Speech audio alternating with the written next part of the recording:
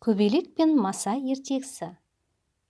Бір күні елпеңдей ұшып жүрген көбелек қораның төбесіне келіп қонады. Мұны жақтаудың қуысында жатқан масаның көзі шалып қалыпты. Масаның бұған ызасы келеді. Сонан соң шыдай алмай көбелектің қасына жетіп барады да сес көрсетеді.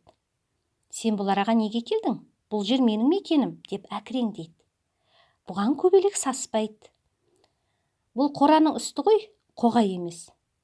Тақылдама, мойныңды үзіп аламын» дейді маса ызыңдап.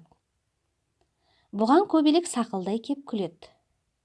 «Күшің жетсе, мен саған көресіңді көрсетемін» дейді маса салақтап.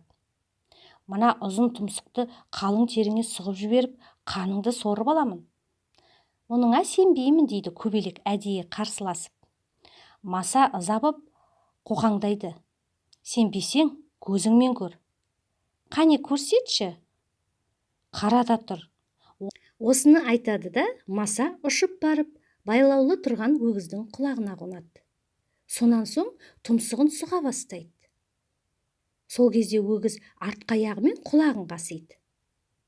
Маса теріге сыққан тұмсығын қайта шығарып үлгергенше тұяқ тиіп мылжаланып қалады.